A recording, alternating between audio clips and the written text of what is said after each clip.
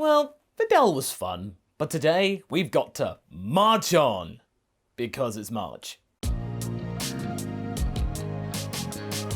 Folks, MasakoX here. It's been quite a while since the last time we touched upon the likes of our bug-like good boy. And that's not because I didn't want to cover this character, of course not. It's just we've had two big stints of Videl, as well as a January where I like to give some love to some of the more underrated stories, the ones that are a little bit more challenging to the old brain. But today though, we're back to our usual programming and can really start to see the light at the end of the tunnel for this boy and his now growing family. Today, we are going back to the agonizingly long Tournament of Power arc for this particular bug man. I am not joking. Every time I do a what if when it comes to the Tournament of Power arc, myself and Haverock can attest that it's not easy. But no matter, we do it anyway.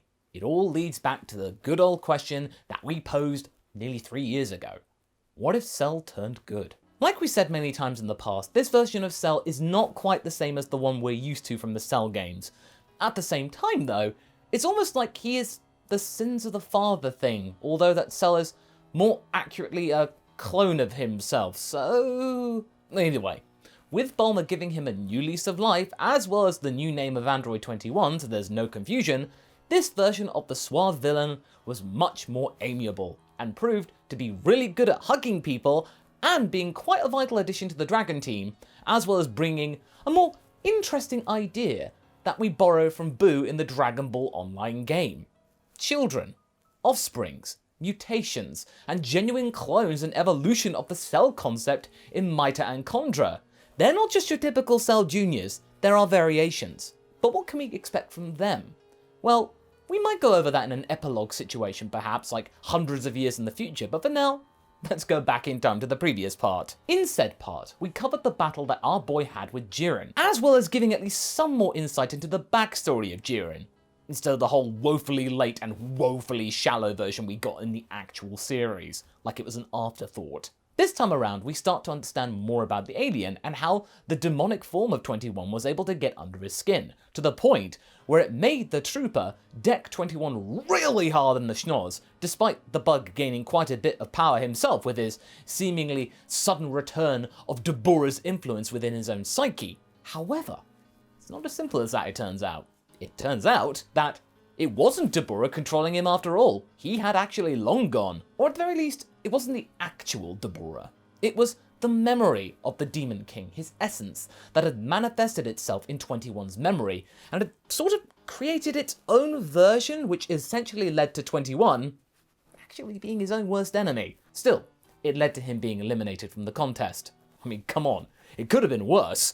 Jiren was this close to actually ending his life and potentially disqualifying himself and maybe his team from the tournament, and perhaps jeopardizing everything that he actually stood for and alienating himself from his allies in the Trooper Corps. So, with our main chap out of the actual contest, where does the contest go from here? The whole thing had been such a blur. A moment ago, he was just inches away from certain death in the face of the strongest being that he had ever seen in his life, stronger than Goku even. Watching his life flash before his eyes, his power all over the place. In just as long, things suddenly became very faint and cloudy. Then, the sudden thud of a solid bench, and then relative silence. He was now in the stands that surrounded the world of Void, alongside his teammates, as well as a very surprised-looking Whis and Beerus. 21's head, though, was ringing. He felt that he'd only just come to his senses for the first time in quite a long while. When he did, things came back into full focus, and the first thing he saw was Mita and Condra waiting for him, but not with a look of joy or assured relief, but apprehension. That didn't seem right. What happened down there? 21 said with trepidation. Mita gulped and walked carefully over to her father, like she was walking on hot ash. Condra tucked behind Beerus. Despite him being supposedly the braver one, the sight of his father going mad like that affected him pretty badly, since he couldn't explain how this was the case. Dad? Is it the real you? No scary, Dad? She was shaking all over as if it took every fibre of her being to stay in the same spot and not run away. This didn't make 21 angry or annoyed or anything like that. In fact, it made him cry. Tears were welling up. Mita, please. It's really me. I'm scared. I don't know what happened. Dad. Mita was welling up too. Condra peeking from behind Beerus's ear.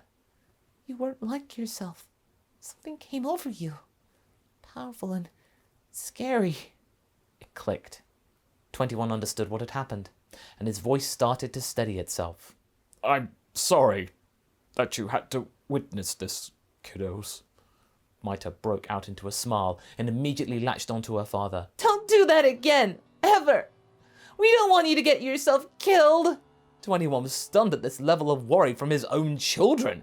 It was as if they were acting like his own parents or something. Not long after, Condra joined in and the three of them all embraced, all relieved to be together at last, safe, despite the time apart actually being relatively short. From the battleground, Jiren could see 21 and his children as one, and he let out a small smile to himself. He spoke the truth.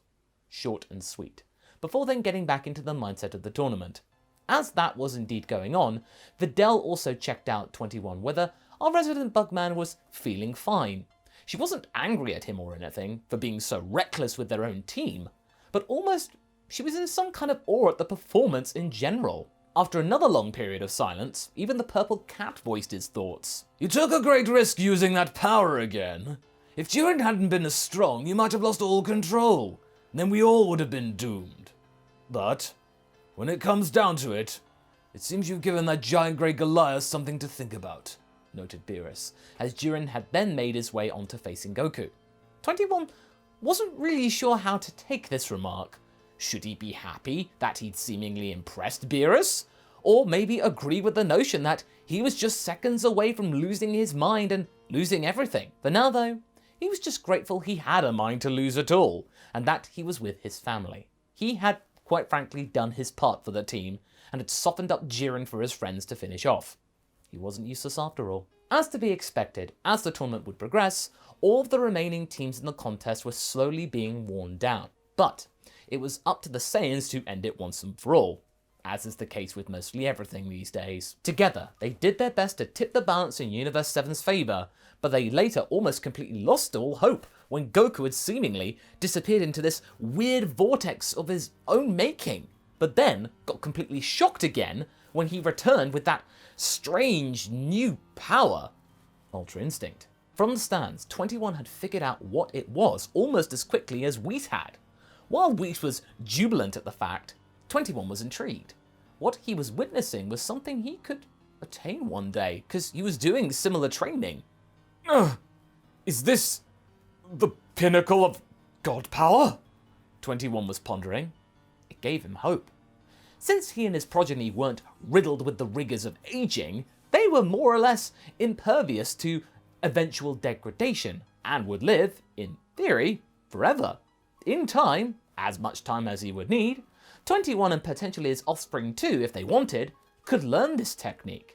Not as quickly as Goku had been able to, of course, seemingly, but now this has been laid bare, Ultra Instinct became a new goal for 21. He liked having goals. But then again, the Bugman was nervous. It seemed that his friend hadn't gotten full control over it yet. Whis? Is that form supposed to work like that? 21 nervously asked the angel.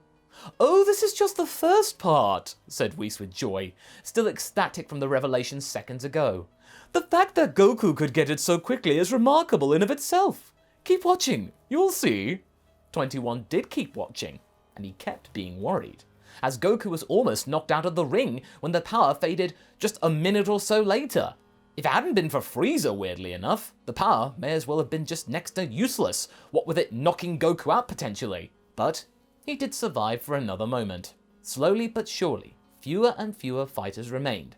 Things were starting to finally look up for Universe 7, but for 21, the hardest thing to witness was his brother's apparent sacrifice. Both he and 18 were screaming at him as he was doing the deed. Don't do this! It's reckless, big brother! He yelled. 17 smirked though. Sorry, bro, but today, you were hardly in the position to lecture me about recklessness. See you on the other side. And as such, he was gone. Both 18 and 21 wept profusely. What had just happened?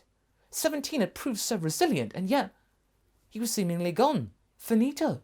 They couldn't sense his energy either. That comforter wasn't given to them. In that moment, they both were beside themselves with frustration and anguish. This whole tournament was madness. Madness! 21 was gritting his teeth with a look of smouldering fury. He then turned his gaze to the pavilion, where Zeno, remember, singular Zeno in this scenario, was taking in this whole contest. From what he could see, the Omni King was having the time of his life, like he didn't give a damn. How?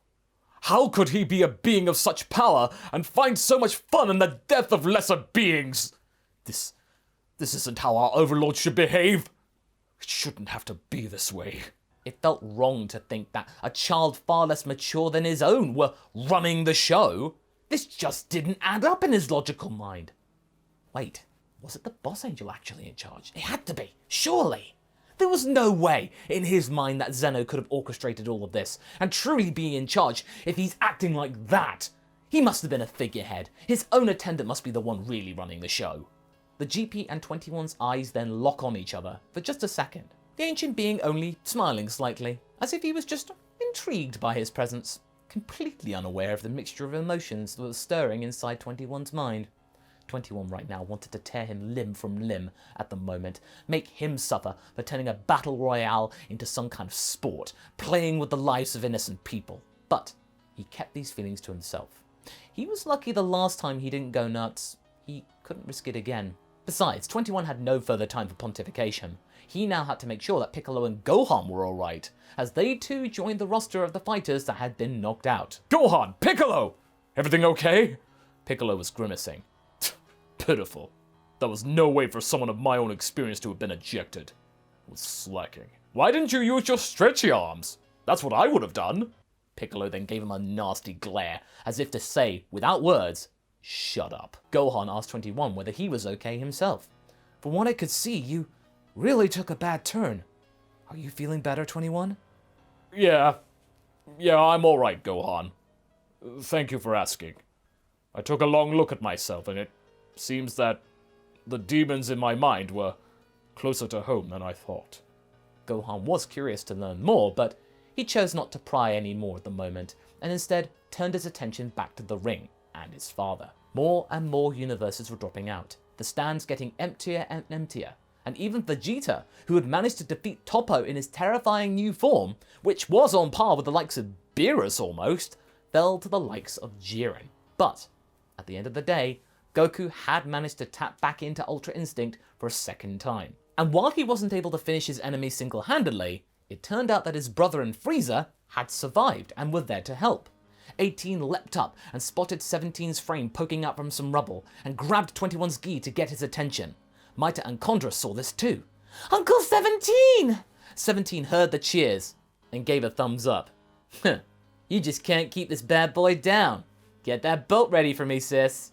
18 sniffed and returned the thumbs up. Not long after this pleasing sight, Goku and Freeza knocked Jiren out of the ring by going outside of the ring themselves and taking Jiren with them, leaving only Android 17 still in the fray, and thusly, Universe 7 was declared the winner.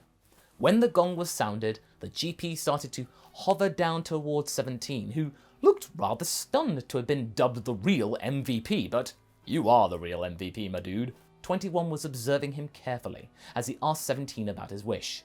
What was 17 actually going to wish for? It better not be that boat. And our good boy, he actually couldn't have been any prouder when he heard what the real wish was. And also, the Chief Angel responded that the whole thing was a test and no other wishes would have cut it. Otherwise, everyone would have been erased. And that meant everyone and everything.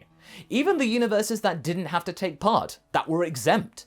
21 then glanced at Freeza. Well, it's a good thing you weren't the last survivor after all. We dodged a pretty massive bullet there with that. Ha ha ha, very funny, Bugman. Very funny, said the Space Emperor, still exhausted from his encounters with the Pride Troopers. And with that, all of the universes were restored, Freeza was gifted with a new life by Whis, much to everyone's chagrin, but 21 then decided to calm the mood. Don't worry, Vegeta. We'll have our eyes on this one. Freeza grimaced. Oh, I'm sure you will. Did you really think this was the last that you'd hear of me?